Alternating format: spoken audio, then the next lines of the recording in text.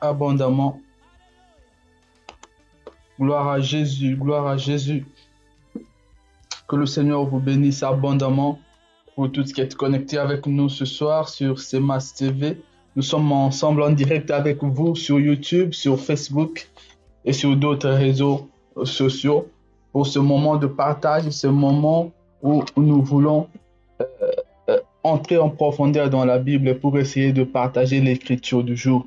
Chaque jour, à partir de 21h, nous avons un sujet particulier que le Seigneur nous donne ou aussi que vous pouvez nous inspirer au travers de vos questions et au travers de vos préoccupations pour que nous puissions partager ensemble la parole de Dieu entre frères et sœurs. Ce n'est pas parce que nous connaissons beaucoup plus que vous, mais parce que nous avons l'amour de partager la parole de Dieu ensemble ce soir. Que le Seigneur vous bénisse abondamment. Vous tous qui êtes connectés avec nous, nous vous recommandons ce soir entre les mains du Seigneur et nous recommandons ce moment de partage. Nous recommandons cette réunion de prière entre les mains de Dieu. Que le Seigneur puisse nous inspirer, que le Saint-Esprit puisse être au rendez-vous avec nous et que nous puissions vivre de la parole de Dieu. Parce que la Bible dit que l'homme ne vivra pas de pain seulement, mais de toute parole qui sort de la bouche de Dieu.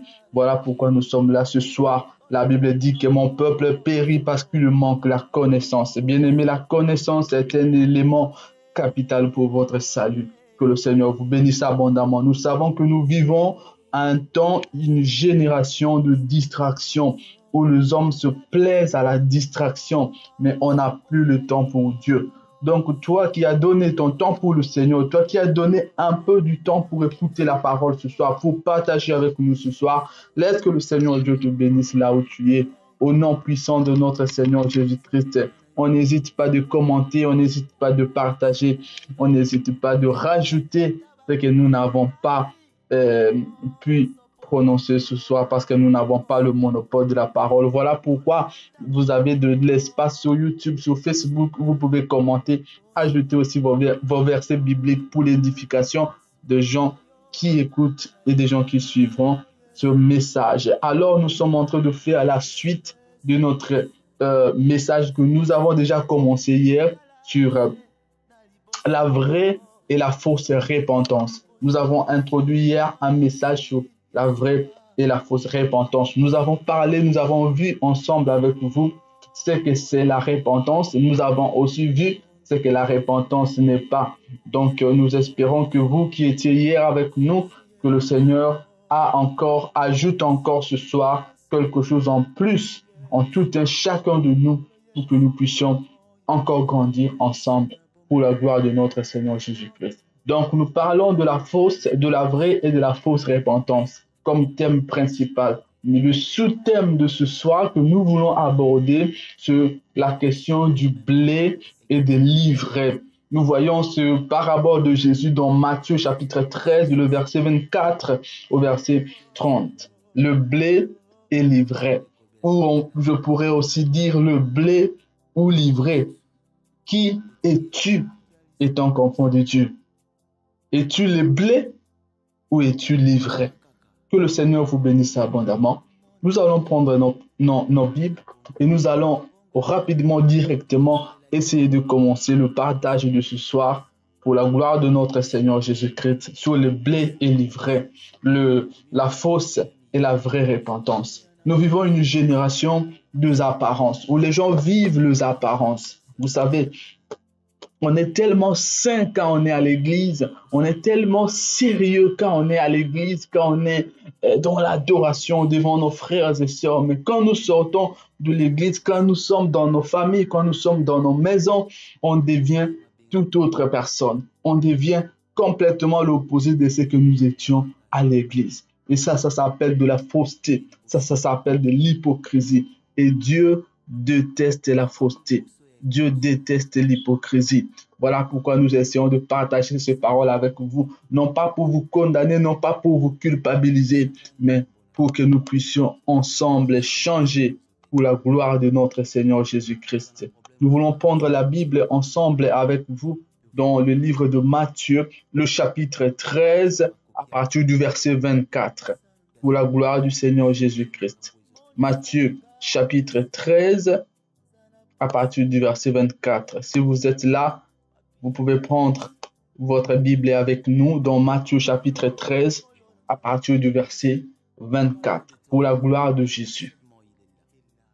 La Bible dit, il leur proposa une autre parabole. Il dit, le royaume des cieux est semblable. Voilà, je vais projeter le verset à l'écran. Comme ça, vous avez l'occasion, si jamais vous n'avez pas de Bible avec vous à la maison, vous avez l'opportunité donc de lire ensemble avec nous ce passage de la Bible. Donc, la Bible dit, je réponds à la lecture dans Matthieu chapitre 13 à partir du verset 24. Il leur proposa une autre parabole et dit, le royaume des cieux est semblable à un homme qui a sémé une bonne sémence dans son champ. Mais pendant que les gens dormaient, son ennemi vint s'aima de l'ivraie parmi les blés et s'en alla. Lorsque l'herbe eut poussé et donné du fruit, l'ivraie parut aussi. Les serviteurs du maître de la maison vinrent le dire, « Seigneur, n'as-tu pas sémé une bonne sémence dans ton champ? D'où vient donc qu'il y a de l'ivraie ?» Il leur répondit, « C'est un ennemi qui a fait cela. » Et le serviteur lui dit, « Veux-tu que nous allons l'arracher? » « Non, dit-il, de peur qu'en arrachant l'ivraie, vous ne déraciniez en même temps les blés. » Le verset 30, il dit, « Laissez, gloire à Jésus, laissez croître ensemble l'un et l'autre jusqu'à la moisson. » Et à l'époque de la moisson, je dirais au moissonneur, arrachez d'abord l'ivraie et liez-la en gerbe. Liez-la en gerbe pour la brûler, mais amassez les blés dans mon grenier. Parole de notre Seigneur Jésus-Christ. Nous voyons donc cette parabole du blé et de l'ivraie. Alors nous connaissons tous ce que c'est les blés. Je pense que nous avons à l'écran là une photo du blé.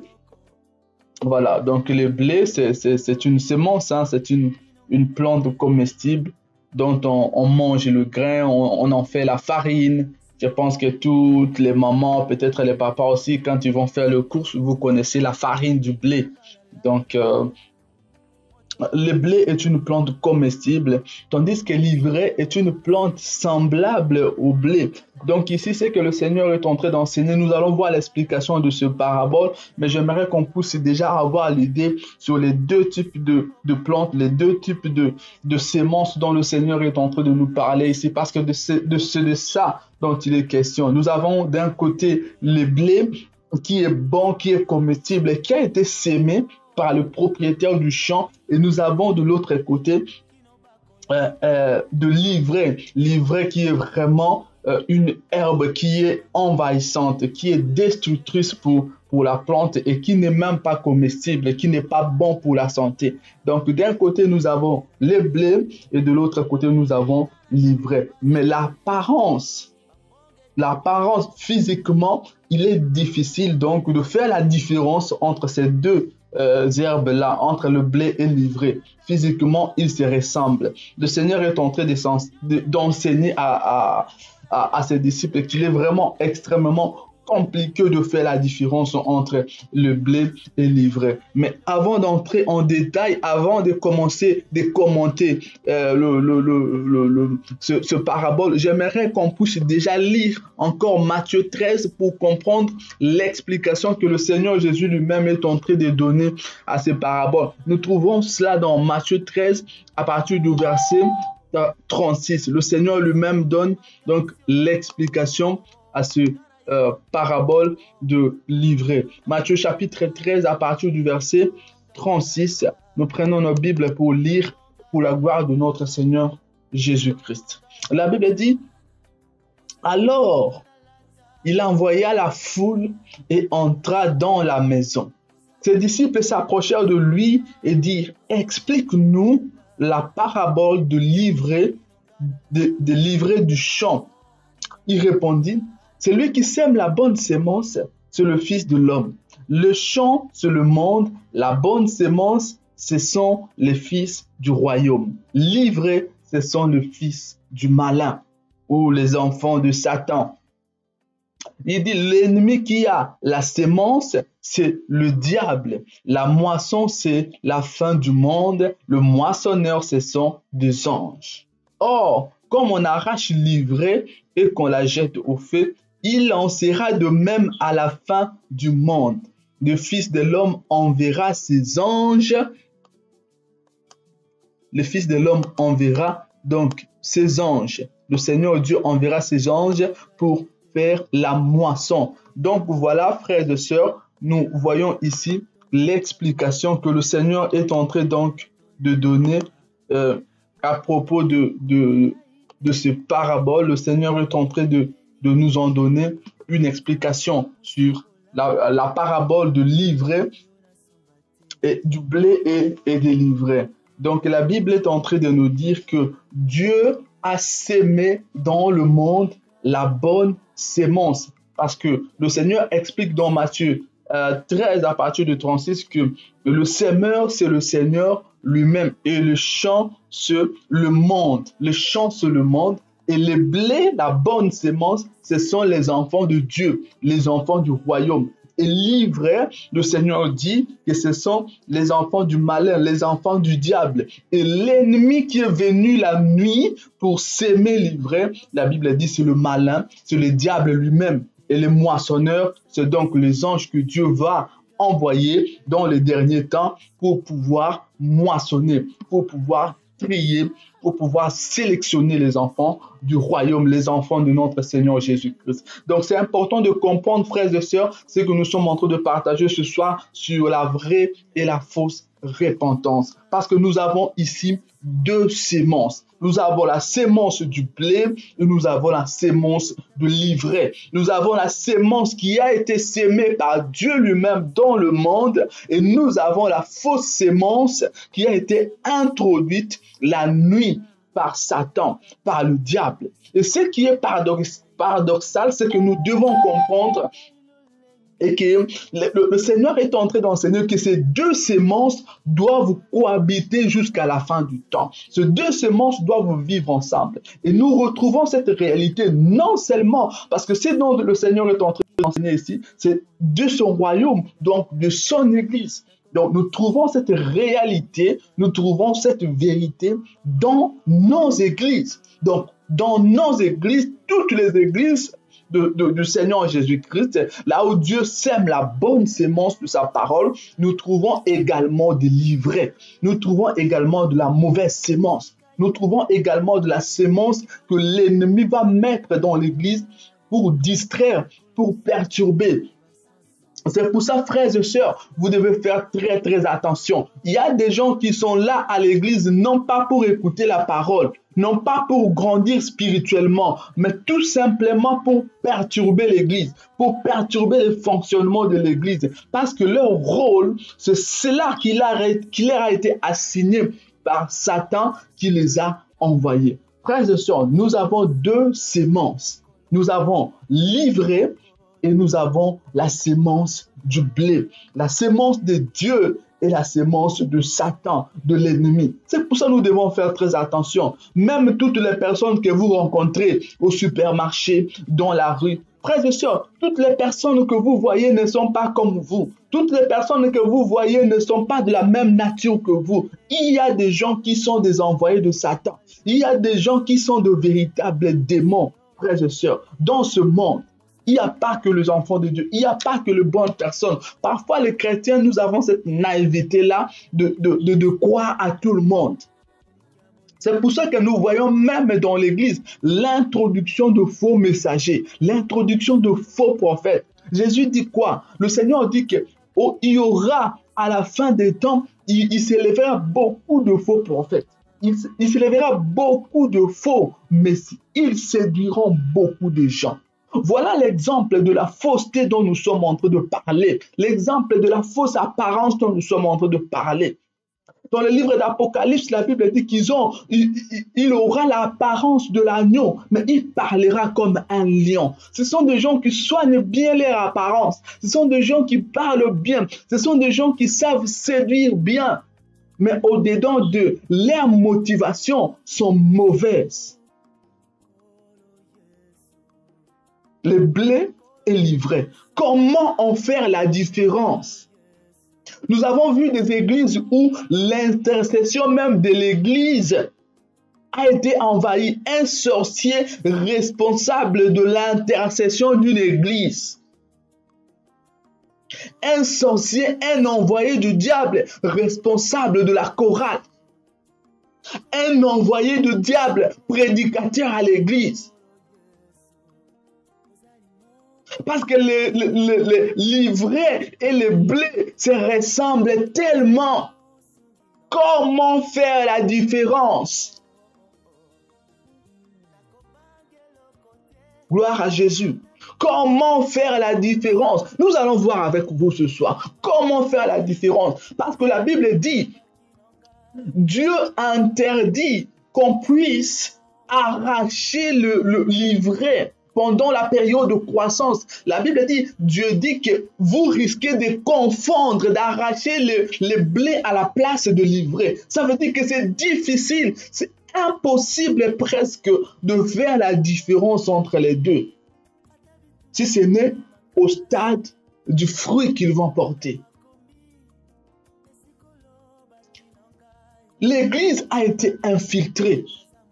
Mais vous savez, ces gens-là, ils se croient plus malins que Dieu. Mais nous voyons ici que le Seigneur nous révèle déjà que c'est dans sa volonté, c'est dans son plan, tout ce qui est en train de se passer aujourd'hui. Il y a des gens qui se croient plus malins. Le diable se croit plus malin. Non, le Seigneur est au contrôle. Frères et sœurs, de quelle sémence es-tu? De l'ivraie ou du blé? Il y a des gens qui n'ont pas de position. De quelle sémence es-tu? Es-tu de l'ivraie ou es-tu du blé? La Bible dit, puisque tu n'es ni chaud ni froid, Dieu dit, je te vomirai. Dieu n'aime pas la tiédeur. Où tu es avec Dieu, ou tu n'es pas avec lui. Nous sommes en train de vivre une église où il y a de fausses repentances. Mais cela n'est pas nouveau. La Bible nous montre ici. Jésus est en train de parler de cette église du temps de la fin qui sera envahie par l'ivraie. Tout un champ de blé a été envahi. Le monde entier est envahi par la mauvaise sémence.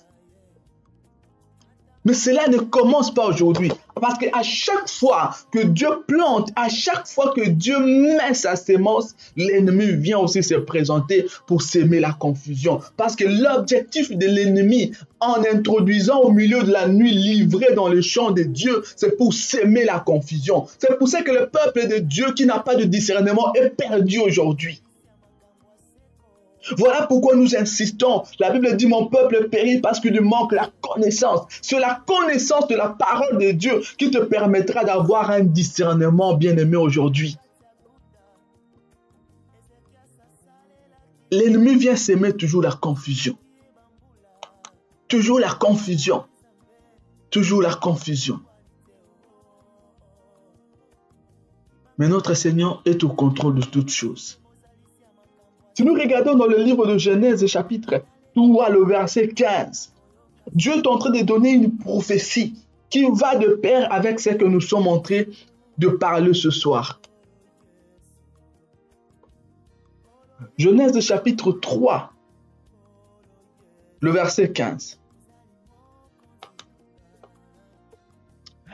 Dieu dit, je mettrai l'inimitié entre toi et la femme, entre ta postérité et sa postérité. Ici, Dieu est en train de parler au serpent. Dieu est en train de donner la sentence, le jugement du serpent au moment de la chute d'Adam et d'Ève. Et Dieu dit au serpent, je mettrai l'inimitié entre toi et la femme, entre ta descendance et sa descendance, entre ta postérité, entre ta sémence et sa sémence. Dieu parle ici dès le commencement des deux sémences, la sémence de la femme et la sémence du serpent, parce que le mot hébreu zera, traduit par postérité, nous voyons ensemble avec vous, je peux mettre ça à l'écran, voilà, comme ça tout un chacun peut voir. Le mot hébreu zera, traduit par postérité, veut dire sémence, enfant, race. Dieu dit qu'il va mettre donc l'hostilité, l'inimitié entre la race de la femme, entre la sémence de la femme et la sémence du serpent. Nous avons, frères et sœurs, bel et bien deux sémences. La sémence de Dieu et la sémence de l'ennemi. La sémence de Dieu et la sémence de Satan. Dieu dit à la femme, je veux mettre l'inimitié entre ta sémence et la sémence du serpent. De quelle sémence es-tu? Voilà pourquoi la Bible dit que celui qui pêche n'est pas de Dieu. Il est de Satan. La Bible dit que celui qui est né de Dieu ne pêche pas. Gloire soit rendue à notre Seigneur Jésus-Christ. Es-tu ivré ou blé? Là où on parle de la prière, tu es là. Mais là où on parle aussi du monde, tu es aussi là. Là où on fait les choses du monde, tu es aussi là. Dans la débauche, dans l'incrédulité, tu es là. Dans l'alcool, tu es là. Oh non, la Bible dit, mais là, mes colas ont été.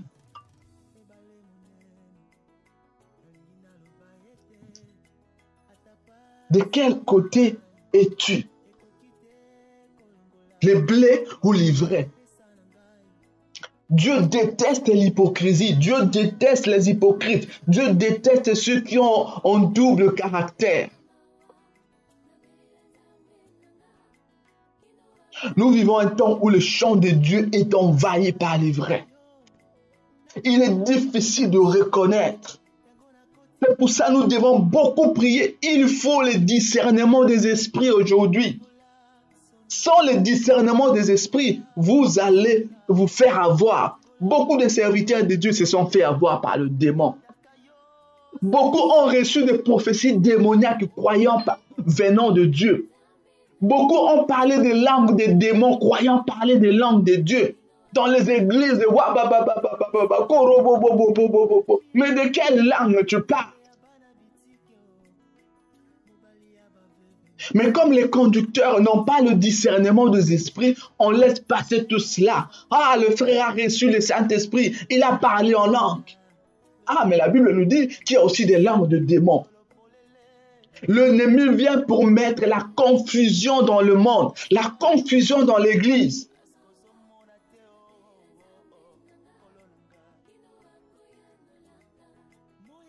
Le blé est livré.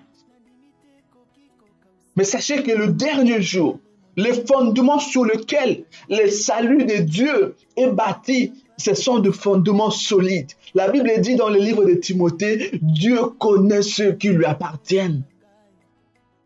Oh, tu peux tromper les hommes, mais la Bible dit, on ne trompe pas Dieu. L'homme ne trompe pas Dieu. On ne trompe pas Dieu. On ne trompe pas Dieu. Le blé est livré. Des faux enseignements dans l'église. Des pratiques sataniques dans l'église. Je veux prier pour toi. Prends de l'eau, prends du sel, mets du sel en dessous de ton lit. Où avez-vous dans la Bible Où voyons-nous dans la Bible les apôtres en train de faire des cérémonies avec de sel, avec des histoires compliquées? Mais comme le peuple de Dieu a la démangeaison d'entendre les choses agréables à son oreille, les gens sont en train de courir derrière le charlatan, derrière l'ivraie, croyant que ce sont des serviteurs de Dieu. Mais les derniers jours, Dieu révélera les cœurs de tout un chacun d'entre nous. Dieu révélera les œuvres cachées. Dieu révélera tout ce qui est dans le ténèbre apparaîtra au grand jour. La Bible dit, faites attention. Il s'élèvera beaucoup de faux prophètes, beaucoup de faux messies. Beaucoup de livrets dans l'église. Gloire à Jésus. Jésus dit, laissez-les croître ensemble. Laissez-les grandir ensemble de peur de faire la confusion.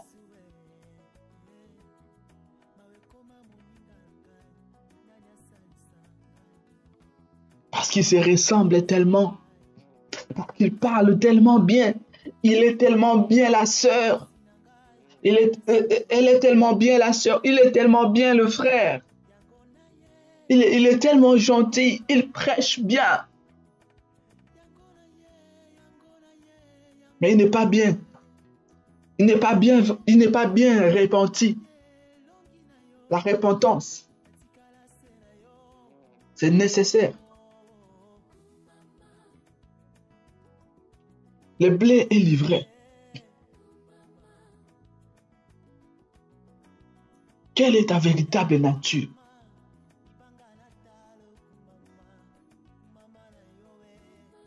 Mais la repentance, c'est un changement total.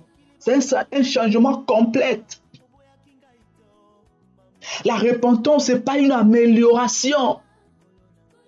C'est là où les hommes se trompent. C'est là où le monde se trompe. Les gens pensent que se repentir, c'est devenir meilleur, devenir un bon citoyen, devenir un chrétien meilleur, devenir un meilleur mari. On pense que la repentance, c'est l'amélioration de sa morale, l'amélioration de son comportement, l'amélioration de sa démarche, l'amélioration de son habillement. C'est pas ça la repentance. La repentance, c'est pas une amélioration. Oh, gloire à notre Seigneur Jésus-Christ. Dans le livre de Jean, Jésus enseigne, il dit, c'est lui qui est né de la chair est chair. Celui qui est né de l'esprit est esprit. Jésus-Christ n'est pas venu pour améliorer le monde, mais pour changer le monde. Dieu ne veut pas améliorer ton comportement, mais Dieu veut te changer de nature. La repentance, la conversion, la nouvelle naissance, c'est le changement complet de la nature. Nous abandonnons la nature de la chair qui était les nôtres et nous prenons la nature de Dieu. L'apôtre Paul dira dans 1 Corinthiens 15, la chair et le sang ne peuvent pas hériter le royaume de Dieu.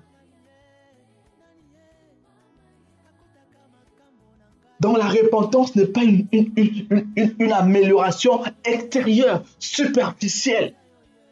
Parce que tu peux t'améliorer extérieurement, mais l'intérieur, ton intérieur peut demeurer pourri.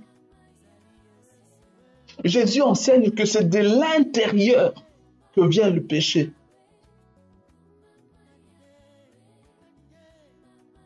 C'est ce qui fait qu'on se force à améliorer notre apparence. Mais on oublie que notre intérieur est le véritable problème.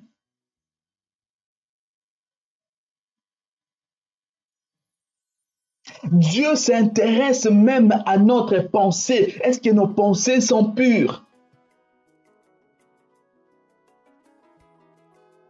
Tu peux parler bien, mais tes pensées, ils sont comment? Ils sont comment tes pensées? Ils sont comment mes pensées?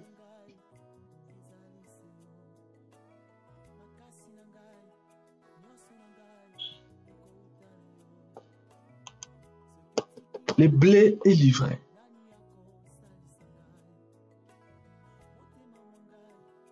Mais au dernier jour, le Seigneur arrachera, il enverra ses anges. Bien-aimés, l'enfer est une réalité. Quiconque ne croit pas en Jésus, quiconque vit une vie chrétienne superficielle, une vie d'hypocrisie, une fausse conversion, il va aller en enfer. Jésus dit, au dernier jour, il enverra les anges, ils trieront, ils amasseront l'ivraie et ils la jetteront au feu, ils brûleront. L'enfer est une réalité. Si on ne te prêche pas dans ton église, l'enfer est une réalité. Quiconque pêche ira en enfer, il n'est pas de Dieu.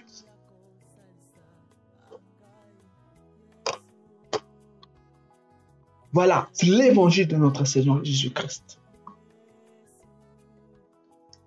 Donc, répentez-vous, changez d'attitude maintenant.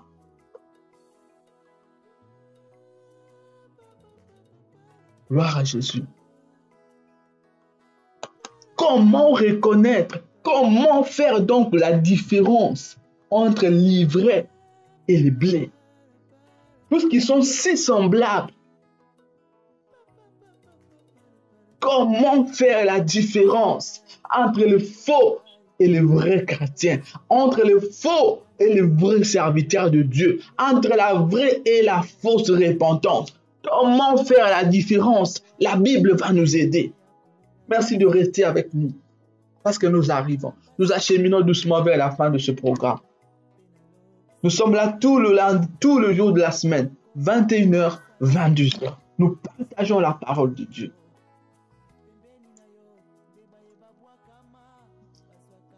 Comment faire la différence entre le blé et l'ivraie? Comment? Gloire à Jésus.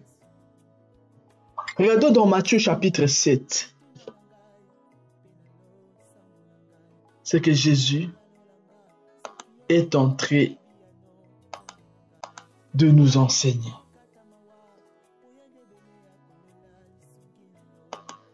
Matthieu chapitre 7.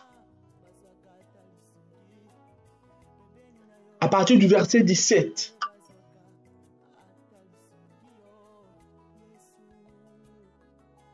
Qu'est-ce que le Seigneur nous enseigne? Matthieu, chapitre 7, à partir du verset 17. Nous avons dit que dans cette émission, nous aurons l'habitude de lire beaucoup la parole de Dieu.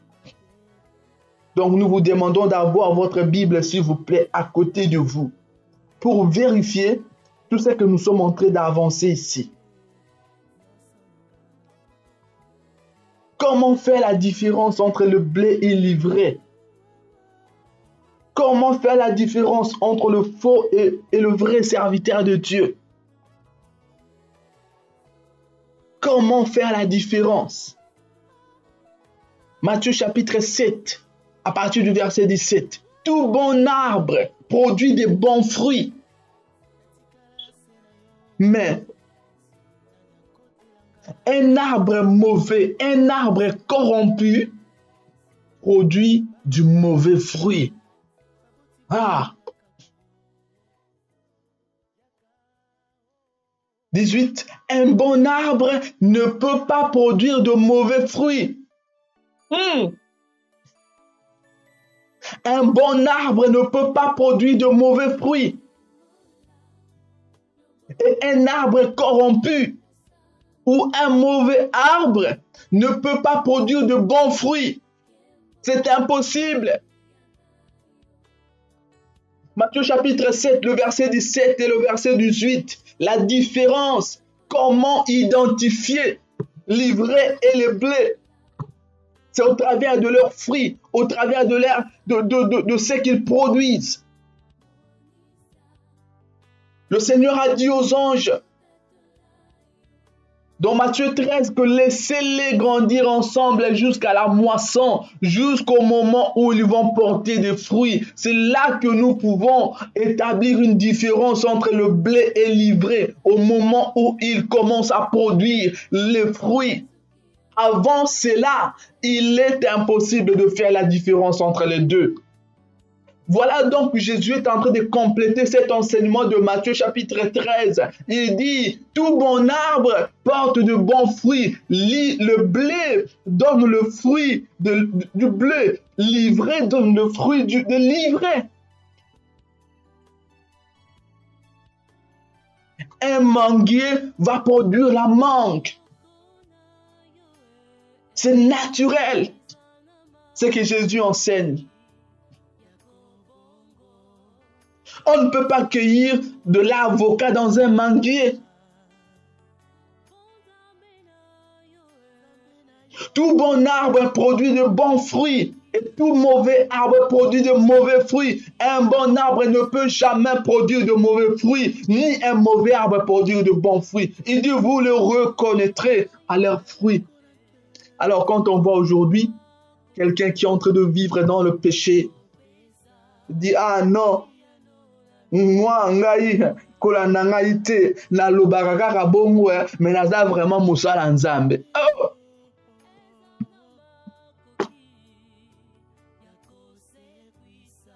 Ah non, moi je m'habille seulement comme ça, j'aime m'habiller comme ça, mais je ne suis pas une mauvaise personne, hein. C'est tellement, j'aime seulement m'habiller comme ça.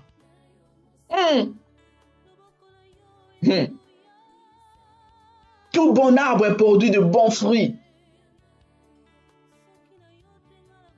Moi, je parle seulement comme ça, hein, mais je suis quelqu'un de bien. Je parle seulement comme ça. Il ne faut pas suivre mes paroles. La Bible dit, c'est par tes paroles que tu seras jugé. Même Dieu te jugera. Même Dieu nous jugera en fonction de ce que nous disons.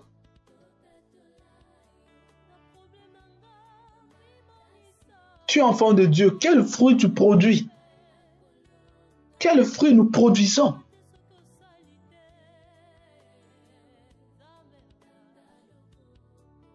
Nous apportons scandale sur scandale à l'église, scandale dans nos familles. C'est le moment de se repentir. Toute personne qui piétine, qui met ses pieds à l'église n'est pas enfant de Dieu. Ce n'est pas parce que je pars à l'église que Dieu me connaît ou que Dieu approuve mon comportement.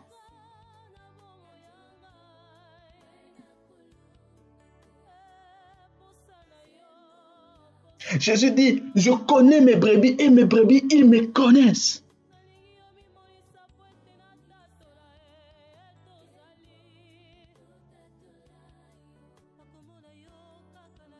Le fruit, quel fruit nous produisons?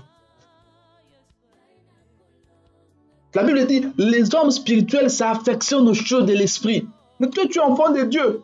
Tu n'es pas affectionné aux choses de l'esprit. Tu es affectionné aux choses de la chair. Quand tu prends ton téléphone là, tu passes toute ta journée sur les réseaux sociaux. Toute la journée. Au moment de dormir. Ah Seigneur, toi-même, tu sais, hein, merci. L'homme spirituel, la femme spirituelle s'affectionne aux choses de l'esprit.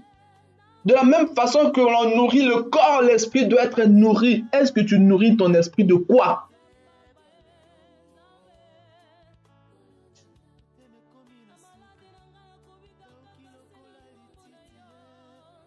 Soyez abondamment bénis. Aucun bon arbre ne peut pas porter de mauvais fruits, ni de mauvais arbres porter de bons fruits.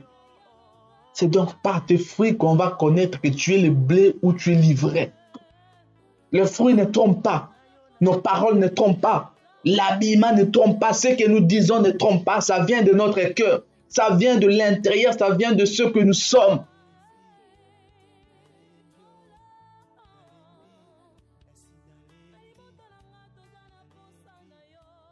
Serviteur, servante de Dieu. Comment tu t'habilles? Comment tu te comportes? Comment tu parles? Comment tu parles? Comment tu vis? Comment tu vis ta vie? Vous verrez des serviteurs de Dieu dans une même église, mais ils sont en train de se battre pour le poste et pour l'argent. Combien des églises ne s'éteignent pas, ne se divisent pas à cause de l'argent des dîmes et des offrandes, à cause de 100 ou de 200 euros? Quel fruit! Quel fruit! Toi, enfant de Dieu, mais tu mets du poison à un autre enfant de Dieu à cause de la jalousie. Quel fruit tu produis? Tout bon arbre produit de bons fruits. Si tu produis du mauvais fruit parce que tu es un mauvais arbre, parce que tu es délivré, il faut qu'on te dise que tu es livré. On a passé longtemps à caresser les gens dans le sens de la poêle, comme ça ils ne vont pas fuir l'église. Non, le moment est venu de prêcher l'évangile de la vérité, l'évangile de notre Seigneur Jésus-Christ, l'évangile qui sauve. Il faut une vraie repentance.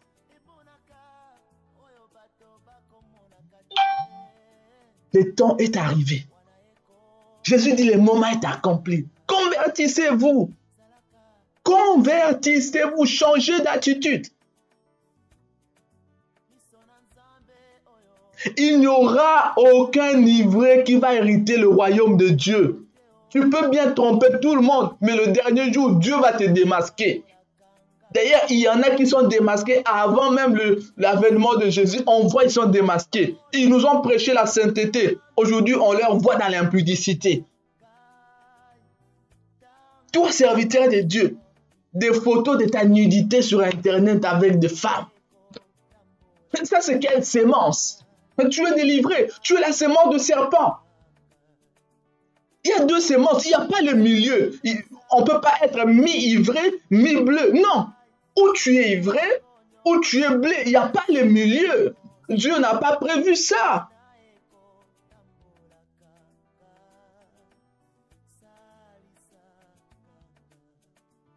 L'évangile est piétiné. Nous faisons la honte de Dieu, la honte de l'évangile, la honte.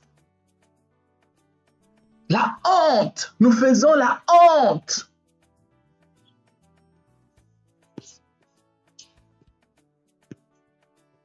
Au lieu de dire que nous sommes les enfants de Satan, nous disons nous sommes les enfants de Dieu. Aujourd'hui, pour que quelqu'un soit considéré, pour que quelqu'un ait de la valeur, je suis pasteur, je suis serviteur de Dieu, je suis prophète. Au changer là, il l'obélit. Alors que je suis un véritable dragon au-dedans de toi. Il suffit d'avoir un petit conflit avec quelqu'un et là, tu montres toutes tes griffes, toute ton identité. Tu y es délivré. Dieu va châtier le dernier jour. Dieu va brûler le dernier jour, livré. On reconnaît un arbre par ses fruits.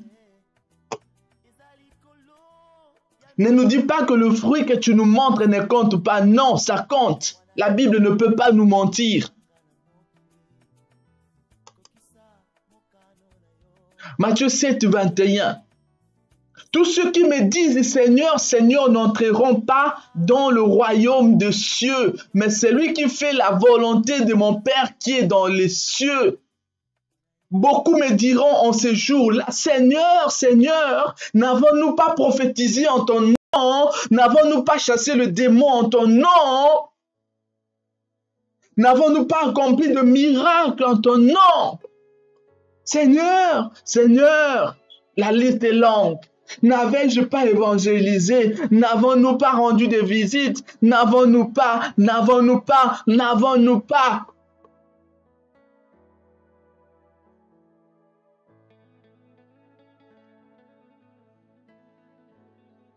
Alléluia. N'avons-nous pas chassé les démons en ton nom? N'avons-nous pas prophétisé en ton nom? Je leur dirai, retirez-vous de moi. Je ne vous ai jamais connu parce que vous n'êtes pas du blé. Dieu n'a jamais sémé délivré dans son champ. Si tu es ivré, Dieu ne peut pas te connaître. Il ne t'a pas sémé. C'est l'ennemi qui est venu te sémer la nuit.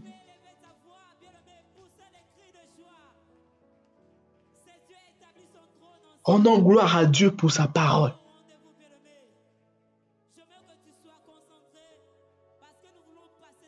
Jésus dit, si vous portez beaucoup de fruits, c'est alors que vous serez mes disciples. Si vous portez beaucoup de fruits. Les fruits dignes de la repentance.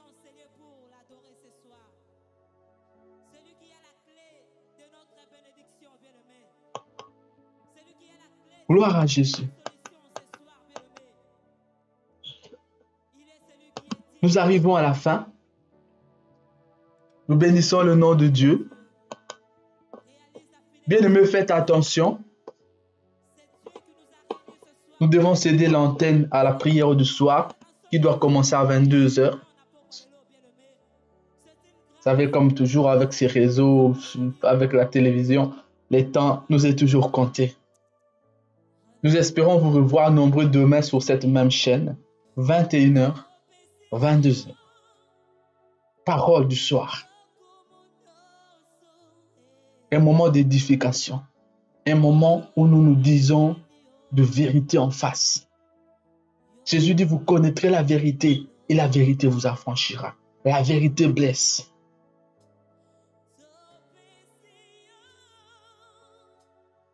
Que le Seigneur vous bénisse. Soyez bénis dans vos demeures. Soyez bénis ce soir dans vos maisons. Dieu veut que le monde se convertisse. Dieu veut que le monde change. Dieu veut que nous puissions devenir des enfants de Dieu, nés de l'Esprit. Alors nous devons changer d'attitude. Nous devons naître de nouveau. Il n'y a pas d'autre possible. Il n'y a pas de raccourci. Il faut naître de nouveau. Pour cela, le commencement de tout ça, c'est la vraie repentance. Il faut une vraie repentance.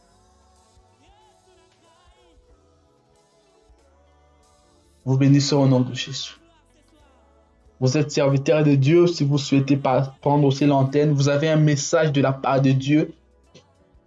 Nous serons contents de vous écouter. Sur cette chaîne, c'est Mas TV. Nous passons en direct sur YouTube, sur Facebook.